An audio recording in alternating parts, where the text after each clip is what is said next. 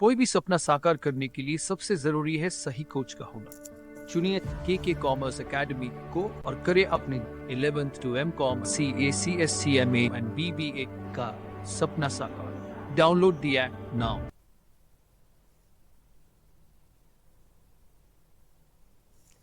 Hello all and welcome to KKCA, the destination where success begins. Myself स्नेह ma'am और आज के इस लेक्चर में मैं लेके आई हूँ आपके लिए सेमेस्टर 5th का specialisation subject that is banking and finance 2। So आज हम देखने वाले हैं introduction of the subject. Basically किसी भी सब्जेक्ट को पढ़ने से पहले हमें पता होना चाहिए कि उस सब्जेक्ट का बेस क्या है, उस सब्जेक्ट का मतलब क्या है एंड हम उस सब्जेक्ट को पढ़ने क्यों वाले हैं। लेकिन ये सब शुरू करने से पहले मैं आपको एक छोटा सा ब्रीफ इंट्रोडक्शन दूंगी हमारे इंस्टीट्यूट के बारे में। सो हमारे इंस्टीट्यूट का नाम है KKCA, that is KK commerce academy, the destination where success begins. So ये जो हमारा इंस्टीट्यूट है इट एनहेंस का मतलब क्या है, ये आपके जो भी एजुकेशनल स्किल्स हैं, प्रैक्टिकल स्किल्स हैं, जो भी आपकी नॉलेज है कॉमर्स के सब्जेक्ट से रिलेटेड, उन सबको इंक्रीज़ करता है, उन सबको इम्प्रूव करता है। तो अगर आप और ज़्यादा इम्प्रूव होना चाहते हैं, आप और ज़्यादा नॉलेज लेना चाहते हैं, तो आप हमारी एप्लीकेशन को डाउनलोड कर सकते हैं प्ले स्टोर से। And if you have any doubt you can comment that also. नीचे हमारी वीडियो के बायो में इस एप्लीकेशन का लिंक प्रोवाइड किया गया है एंड टेलीग्राम चैनल भी आप ज्वाइन कर सकते हैं, व्हाट्सएप चैनल भी आप ज्वाइन कर सकते हैं। All the links are provided in the chat box. Okay, so यहाँ तक तो मैंने आपको बता दिया कि हमारा इंस्टीट्यूट क्या है, लेकिन अब हमारे इंस्टीट्यूट से ज़्यादा आपको मुझे अब क्या बताना है कि हम इस सब्जेक्ट में क्या पढ़ने वाले हैं। सो हमारे सब्जेक्ट का नाम क्या है friends, that is banking and finance. Okay, so इस सब्जेक्ट को आपने फर्स्ट ईयर में भी पढ़ा है, सेकेंड ईयर में भी पढ़ा है और अब आपको थर्ड ईयर में भी पढ़ना है। ये एक स्पेशलाइजेशन सब्जेक्ट है विच increases your ability, your knowledge in particular subject. जो आपकी नॉलेज है, आपकी जो भी सेंसेस है, उन सबको किस में इंक्रीज करता है, एक पर्टिकुलर सब्जेक्ट में इंक्रीज करता है। सो बैंकिंग एंड फाइनेंस का सबसे पहले हम क्या देखेंगे, मीनिंग देखते हैं। सो बैंकिंग का मतलब क्या होता है। बैंकिंग, आप कोई भी बैंक जाते हो, देखते हो कोई प्राइवेट बैंक है, जैसे कि पब्लिक सेक्टर बैंक्स है, बहुत सारे प्राइवेट बैंक्स है। तो पब्लिक सेक्टर बैंक का मतलब क्या, बेसिकली जो गवर्नमेंट ने बनाए हुए हैं। सो उनमें SBI आप देखते हो, PNB आप देखते हो, महाराष्ट्र बैंक आप देखते हो। फर्दर प्राइवेट सेक्टर बैंक्स भी बहुत सारे हैं, ICICI, HDFC, ठीक है। सो ये सब बैंक है, लेकिन इन बैंक्स का काम क्या है और ये कॉमर्स से कैसे रिलेटेड और आपको क्यों पढ़ने हैं। सो ये सब जो भी बैंक्स होते हैं, these are basically financial institutions licensed, इनके पास लाइसेंस होता है अपनी बैंकिंग सर्विसेज प्रोवाइड करने के लिए। ये फाइनेंशियल इंस्टीट्यूशंस होते हैं, बेसिकली ये ऐसे इंस्टीट्यूशंस होते हैं जो कि मनी में डील करते हैं, ठीक है। आगे बढ़ते हैं। बैंक्स में also provide financial services. Banks, ये जो बैंकिंग इंस्टीट्यूशंस होते हैं, फाइनेंशियल सर्विसेज प्रोवाइड करते हैं। अब फाइनेंशियल सर्विसेज में आपको, अगर आपने फर्स्ट ईयर में पढ़ा है, सेकेंड ईयर में पढ़ा है, तो उसमें आपको याद होना चाहिए और होगा ही कि फाइनेंशियल सर्विसेज में क्या आता है। जैसे कि बैंक का सबसे इम्पॉर्टेंट काम है डिपॉजिट एक्सेप्ट करना, और जब भी लोन चाहिए या फिर उनको किसी को भी मनी चाहिए, फाइनेंस चाहिए, उनको लोन प्रोवाइड करना, ठीक है। Further banking is defined as business activity. Business activity कैसे डिफाइन किया जाता है, बैंकिंग जो है ये एक सर्विस सेक्टर का पार्ट है, इसको एक बिजनेस एक्टिविटी, इकोनॉमिक एक्टिविटी बोला जाता है, क्योंकि ये किससे रिलेटेड है, मनी से रिलेटेड है, ठीक है। इस एक्टिविटी में बेसिकली क्या इन्वॉल्व होता है, bank collects money, bank accept deposit. अगर आप एज ए कस्टमर बैंक के पास जाते हो, आपका जो भी मनी है, आपकी सपोज सैलरी है या फिर आप सेविंग कर रहे हो, तो आप उसको क्या कर सकते हो, डिपॉजिट करते हो अपने बैंक में जाके, एक बैंक अकाउंट के अंदर, ठीक है। एंड सपोज उसका काम क्या होता है बैंक का, उस मनी को एक्सेप्ट करना और उस मनी को सेफ गार्ड करना, उस मनी को सिक्योरिटी प्रोवाइड करना, सेफली बैंक अकाउंट्स में रखना। Further owned by other individuals and entities. ये जो भी बैंक अकाउंट्स होते हैं, मनी होता है, ये किसका ओनरशिप के अंडर होता है, किसी इंडिविजुअल के ओनरशिप में हो सकता है, या फिर इसका ओनर कौन हो सकता है, कोई एंटिटी हो सकती है, कोई कंपनी हो सकती है। Next, then lending out this money in order to conduct economic activities. जो मनी, जो फंड्स, जो फाइनेंस कलेक्ट करता है बैंक एज डिपॉजिट, वो क्या करता है, उसको फर्दर एज ए लोन जो है वो आगे पब्लिक को प्रोवाइड कर देता है। नेक्स्ट पार्ट है हमारे सब्जेक्ट का फाइनेंस।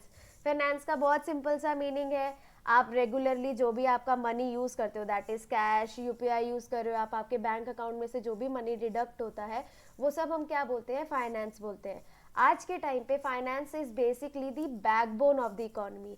किसी भी इकोनॉमी का, किसी भी पर्सन को अगर एक स्टैंडर्ड लिविंग चाहिए तो they need finance, they need standard finance. So finance का बेसिक छोटा सा मीनिंग होता है, एकदम सिंपल, दैट इज मनी। जो भी आपके पास मनी है उसको हम क्या बोलते हैं, फाइनेंस बोलते हैं। इसको हम अलग अलग वर्ड्स बोलते हैं, जैसे फंड बोलते हैं, मनी बोलते हैं, कोई इन्वेस्टमेंट बोलता है, कोई कैपिटल बोलता है, कोई अमाउंट बोलता है। अब जैसे आप अकाउंट्स पढ़ते हो तो उसमें आप क्या बोलते हो, कैपिटल बोलते हो, फिर उसमें आप वर्ड अमाउंट भी यूज करते हो, so it is all related to finance. Finance acts as a medium for business. Medium का मतलब क्या होता है, इंटरमीडियरी, एक ऐसा माध्यम जिससे क्या होता है, बिजनेस एक्टिविटी को कंडक्ट किया जाता है। कोई कस्टमर है, कोई प्रोड्यूसर है, उनके बीच में अगर कोई भी एक्टिविटी होने वाली है उसके लिए उनको क्या चाहिए, फाइनेंस चाहिए, मनी चाहिए। विदाउट मनी कोई भी ट्रांजैक्शन नहीं हो सकती, कोई भी इकोनॉमिक ट्रांजैक्शन कंडक्ट नहीं की जा सकती है। फर्दर फाइनेंशियल सिस्टम होता है। फाइनेंशियल सिस्टम का मतलब क्या होता है कि मनी को कैसे जनरेट किया जाता है, रेगुलेट किया जाता है, मनी को हम कैसे मोबिलाइज कर सकते हैं। फिर उसके लिए हमारे पास क्या क्या होते हैं, पब्लिक, प्राइवेट और गवर्नमेंट बॉडीज। गवर्नमेंट बॉडीज का मतलब क्या होता है, इंस्टीट्यूट्स, ठीक है, एंटिटीज। जैसे कि हमारे पास पब्लिक बैंक्स होते हैं, पब्लिक फाइनेंशियल इंस्टीट्यूशंस होते हैं, प्राइवेट बैंक्स होते हैं, गवर्नमेंट बैंक्स होते हैं स्पेसिफिकली। सो ये क्या करते हैं, फाइनेंशियल सिस्टम के पार्ट है जो कि हमारे फाइनेंस को मैनेज करने में हेल्प करते हैं। चलिए आगे बढ़ते हैं। अब हमें बैंकिंग और फाइनेंस पढ़ना क्यों है, ये हमारे लिए इतना ज़्यादा ज़रूरी क्यों है। आपने कॉमर्स लिया है, कॉमर्स में आपको जितने भी सब्जेक्ट पढ़ाए जाते हैं उनकी जितनी इंपॉर्टेंस थियोरेटिकल होती है उतनी ज़्यादा इंपॉर्टेंस प्रैक्टिकल वे में भी होती है। So first and basic point कि ये पढ़ना ज़रूरी क्यों है आपके लिए is to gain theoretical knowledge and practical application on subject matter. So basically आपको किसी भी सब्जेक्ट के बारे में अगर थियोरिटिकल और प्रैक्टिकल नॉलेज चाहिए तो आपको सब्जेक्ट को डीपली पढ़ना पड़ेगा। डीपली का मतलब क्या, आपको बहुत अच्छे से उसको एक एक पॉइंट उसका पढ़ना पड़ेगा। इसलिए जब आप फर्स्ट ईयर में, आपने फर्स्ट एंड सेकेंड सेमेस्टर में बैंकिंग एंड फाइनेंस लिया था, फिर आपको वो थर्ड एंड फोर्थ में भी मिला चॉइस, उसके बाद आपने फिफ्थ एंड सिक्स सेमेस्टर में भी आपको बैंकिंग एंड फाइनेंस पढ़ना है। सो 3 इयर्स आपने जो ये बैंकिंग एंड फाइनेंस पढ़ा है, आपने अलग अलग चीज़ें पढ़ी हैं, अलग अलग इनके कॉन्सेप्ट्स पढ़े हैं, तो उसके साथ आपको थियोरेटिकल नॉलेज भी है और प्रैक्टिकल नॉलेज भी है। आगे देखते हैं friends, that is banking and finance plays a role of aid to commerce and business. So banking और फाइनेंस करता है, एड का मतलब होता है सपोर्ट। ये क्या करता है, आपकी कॉमर्स और बिजनेस एक्टिविटीज़ को क्या करता है, सपोर्ट प्रोवाइड करता है। कोई भी बिजनेस एक्टिविटी अगर होने वाली होती है या होनी है तो उसके लिए आपको क्या चाहिए, बैंकिंग एंड फाइनेंस से रिलेटेड नॉलेज चाहिए, आपका बैंक अकाउंट भी चाहिए, पैसे तो चाहिए ही चाहिए, पैसों के बिना तो आजकल कुछ भी नहीं चलता है। अगर आपने हमारा KKCA ज्वाइन किया है तो वहाँ पे भी आपको फीस देनी पड़ती है। सो लाइकवाइज अगर आप कहीं पे भी जाके कोई भी चीज़ खरीद रहे हो, आप कॉलेज में एडमिशन ले रहे हो, आपको वहाँ पे भी फाइनेंस प्रोवाइड करना पड़ेगा, आप मार्केट में जाके बुक्स ले रहे हो, आपको वहाँ पे भी फाइनेंस प्रोवाइड करना पड़ता है। सो बेसिकली पैसा है तो सब कुछ है। चलिए आगे, career benefit and more wide scope for job opportunities. जितनी ज़्यादा थ्योरेटिकल नॉलेज एंड जितनी ज़्यादा प्रैक्टिकल नॉलेज आपके पास होगी उतना ज़्यादा आपके लिए बेनिफिशियल होता है, उतना ज़्यादा आज के टाइम पे आपके पास जॉब अपॉर्चुनिटीज़ होती है। Next, reliability with other subject. Relatability with other subject मतलब कि आप अकाउंट्स पढ़ते हो, आप मार्केटिंग पढ़ते हो, आप उसके बाद टैक्सेशन है, उसके बाद आप बहुत अलग अलग सब्जेक्ट्स पढ़ते हो। उन सब सब्जेक्ट्स को किसके साथ कनेक्ट किया जाता है, बैंकिंग एंड फाइनेंस के साथ आप कनेक्ट कर सकते हो। नेक्स्ट है to increase intellect on finance concepts and calculations. अगर आपको आपके फाइनेंशियल कॉन्सेप्ट्स के रिगार्डिंग नॉलेज इंक्रीज करनी है, आपको उनके बारे में बहुत थॉरो नॉलेज चाहिए कि हाँ एक एक कॉन्सेप्ट का मीनिंग क्या होता है, इसमें कैलकुलेशन कैसे कंडक्ट की जाती है, सो उसके लिए आपको बैंकिंग एंड फाइनेंस पढ़ना बहुत ज़्यादा ज़रूरी है। चलिए लास्ट पॉइंट देखते हैं, to overcome the competitiveness in the external environment. जो भी आपका एक्सटर्नल एनवायरनमेंट का मतलब क्या है, जब आप कॉलेज से आप पास आउट होंगे, जब आपका थर्ड ईयर ओवर होगा, आगे जाके अगर आप एक्सटर्नल वर्ल्ड में जॉब अपॉर्चुनिटीज़ देखते हैं या फिर फर्दर आप कोई और डिग्री परस्यू करना चाहते हैं, अगर आपके पास इस सब्जेक्ट के बारे में इनफ नॉलेज है तो आप आपका एक करियर पाथ चूज कर सकते हैं। So it will be helpful for external world. आपके BCom के बाद ये आपको बहुत ज़्यादा हेल्पफुल होगा। चलिए, यहाँ तक तो हमने पढ़ा बैंकिंग एंड फाइनेंस क्या होता है, बैंकिंग एंड फाइनेंस का इम्पोर्टेंस क्या आपके लिए, ठीक है। As a BCom students banking and finance जो है बहुत हेल्पफुल सब्जेक्ट है आपके करियर ग्रोथ के लिए। आगे हम देखते हैं हम इस बार सेमेस्टर 5th में बैंकिंग एंड फाइनेंस 2 में क्या क्या पढ़ने वाले हैं, कौन कौन से चैप्टर्स हम पढ़ने वाले हैं। So here are the chapters. Indian financial system is going to be your first chapter, ये सबसे पहला चैप्टर होगा। Then Indian money market, Indian capital market, foreign exchange market. So basically हम ये जो भी चारों चैप्टर पढ़ने वाले हैं ये सब हम पढ़ेंगे इंडिया के पॉइंट ऑफ व्यू से। हम इंडिया में रहते हैं, हम यहाँ के सब्जेक्ट्स को सब्जेक्ट्स को पढ़ रहे हैं, तो हमें यहाँ के सिस्टम, फाइनेंशियल सिस्टम, यहाँ का मार्केट, फाइनेंशियल मार्केट पता होना चाहिए। इसलिए हम जनरल मार्केट्स के बारे में, जनरल सिस्टम के बारे में भी पढ़ेंगे, लेकिन हमारा मेन फोकस होगा इंडियन सिस्टम के ऊपर, ठीक है। अब हम देखते हैं एक एक चैप्टर का क्या क्या कंटेंट हम पढ़ने वाले हैं। इंडियन फाइनेंशियल सिस्टम में हम क्या क्या पढ़ने वाले हैं, basically of course meaning and definition. Her subject को, हर टॉपिक की जब तक आपको उसके बारे में मीनिंग नहीं पता होगा, उसका मीनिंग क्या है, उसका मतलब क्या है, तब तक उस चैप्टर को पढ़ने का कोई भी यूज़ नहीं है। सो मीनिंग एंड डेफिनेशन पढ़नी है फाइनेंशियल सिस्टम के बारे में। उसके बाद हमें उसका स्ट्रक्चर पढ़ना है कि ये फाइनेंशियल जो हमारा सिस्टम है इसका स्ट्रक्चर क्या है, इसमें कौन कौन से एंटिटीज़ है, प्राइवेट सेक्टर है, पब्लिक सेक्टर है, गवर्नमेंट सेक्टर है, क्या क्या सेक्टर में डिवाइड किया गया है, क्या क्या मार्केट है, क्या क्या इंस्ट्रूमेंट यूज़ किए जाते हैं, कौन कौन सी एंटिटीज़ है, सब कुछ हमें इसके ऊपर, इसके अंदर पढ़ना है। फाइनेंशियल सिस्टम का फंक्शन क्या है इंडिया में, क्यों हमें फाइनेंशियल सिस्टम चाहिए, वो रेगुलेट कैसे होता है। अब जैसे आप अगर कॉलेज में जाते हो पढ़ने के लिए, ठीक है, वहाँ का एक फंक्शन होता है, कैसे आपके क्लासेस कंडक्ट किए जाते हैं, आपको टाइम टेबल प्रोवाइड किया जाता है। सेम वे जो आपका इंडियन फाइनेंशियल सिस्टम है उसका भी फंक्शन है, उसको कैसे रेगुलेट किया जाता है। Role of financial system in economic development. Basically हम जो भी ये सब्जेक्ट्स पढ़ते हैं इन सबको हमें रिलेट करना पड़ता है इकोनॉमिक डेवलपमेंट के साथ। इकोनॉमिक डेवलपमेंट मतलब क्या, हमारे देश का इम्प्रूवमेंट कैसे होता है, डेवलपमेंट क्या हो रहा है इन टर्म्स ऑफ मनी, ठीक है। नेक्स्ट है इंडिकेटर्स ऑफ फाइनेंशियल डेवलपमेंट। अब हमें फाइनेंशियल सिस्टम के वो इंडिकेटर्स इसमें पढ़ने हैं जो हमारी फाइनेंशियल डेवलपमेंट कर रहे हैं, जो हमारे फाइनेंशियल सिस्टम को इम्प्रूव कर रहे हैं। सेकेंड चैप्टर होगा हमारा इंडियन मनी मार्केट। उसमें हमें क्या पढ़ना है, इंडियन मनी मार्केट का मीनिंग, जो कि मैं आपको अभी बता देती हूँ, ये आपको याद रखना है तब तक जब तक हमारा नेक्स्ट लेक्चर नहीं आ जाता, होपफुली, ठीक है। सो इंडियन मनी मार्केट का मतलब क्या होता है, मनी मार्केट उन सिक्योरिटीज़ के साथ डील करता है जो कि शॉर्ट टर्म होती है, जिनकी जो हमारी टाइम पीरियड होता है that is less than 1 year, ठीक है। सो उन सिक्योरिटीज़ के साथ जो डीलिंग होती है वो मनी मार्केट में काउंट की जाती है। अब हमें मनी मार्केट का फंक्शन पढ़ना है, उसके पार्टिसिपेंट कौन कौन से हैं, क्रेडिट इंस्ट्रूमेंट्स कौन कौन से यूज़ किए जाएंगे, डेफिशिएंसीज का मतलब है प्रॉब्लम क्या क्या है मनी मार्केट में, प्लस अगर हमें प्रॉब्लम पता है तो उसमें कुछ तो कुछ डेवलपमेंट हुई होगी जब ये मनी मार्केट स्टार्ट हुआ होगा, और आज के टाइम पे उस मनी मार्केट की क्या पोजीशन है, वो डेवलप हुआ है तो कितना डेवलप हुआ है, क्या क्या चेंजेस आए हैं, वो भी हम पढ़ेंगे।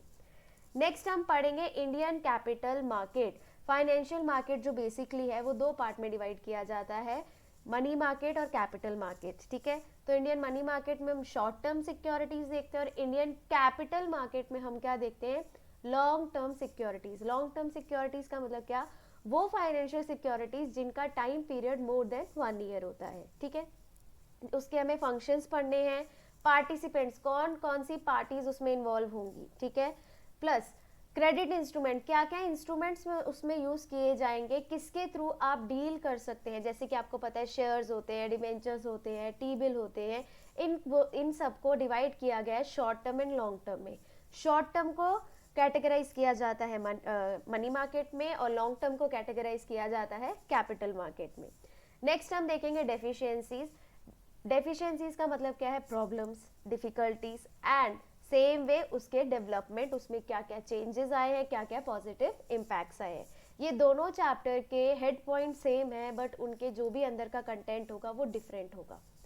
नेक्स्ट लास्ट चैप्टर होगा हमारा foreign exchange market. Foreign exchange से ही हमें पता चल रहा है कि इसका मतलब क्या हो सकता है, बेसिकली कि जो भी हम फॉरेन कंट्रीज के साथ एक्सचेंज मार्केट में डीलिंग करते हैं, एक्सचेंज मार्केट मतलब क्या, वहाँ की करेंसी के साथ जब हम एक्सचेंज करते हैं उनकी भी बहुत सारे ऐसे सिक्योरिटीज, जैसे अगर आपको फॉरेन कंट्री के शेयर्स खरीदने हैं तो ऑफ कोर्स आपको इंडियन रुपी को कन्वर्ट करना पड़ेगा फॉरेन करेंसी में, या फिर अगर वहाँ के लोगों को, किसी भी फॉरेन कंट्री के जो भी पर्सन्स हैं, इन्वेस्टर्स हैं, उनको इंडियन कंपनी में इन्वेस्ट करना है या फिर यहाँ की सिक्योरिटीज़ को बाय करना है, यहाँ के मार्केट में डील करना है, तो उनको क्या करना पड़ेगा, बेसिकली यहाँ की करेंसी के साथ डील करना पड़ेगा।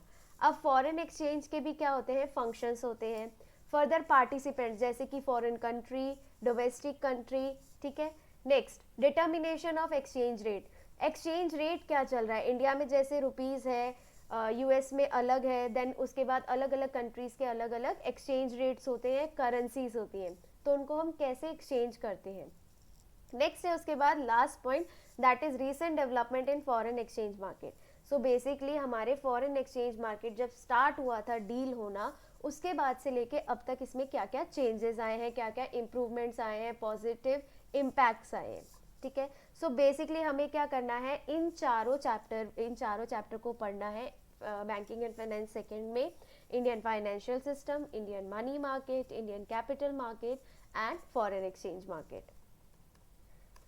सो आज के इस लेक्चर के बाद व्हाट आई कैन कंक्लूड, मैं इसमें क्या कंक्लूड कर सकती हूँ, बेसिकली इसमें आपको जितनी भी theoretical and practical knowledge provide की जाएगी हमारे इन सब कंटेंट में, ये जो आपका बैंकिंग एंड फाइनेंस 2 सब्जेक्ट है स्पेशलाइजेशन का, इसमें पूरी theoretical plus practical knowledge provide की जाएगी फाइनेंशियल सिस्टम से रिलेटेड, फाइनेंशियल मार्केट से related, Indian money market, Indian capital market plus foreign exchange market. Banking का ओवरऑल स्कोप जो होता है वो बहुत वाइड होता है, इट इज़ वेरी बिग, ठीक है। इसीलिए आपको आपके 6 सेमेस्टर्स में अलग अलग कॉन्सेप्ट्स को डिवाइड करके पढ़ाया जाता है, ताकि वो आपको बहुत अच्छे से समझ आए, ताकि आप उसको प्रैक्टिकली आपकी लाइफ में अप्लाई कर सको। ओके, सो आई होप आप लोगों को मेरा इंट्रोडक्शन पार्ट जो है वो अच्छे से समझ आया होगा। And if you want more videos, please join us on our app KKCA, the destination where success begins. Thank you. I'll see you in next lecture soon.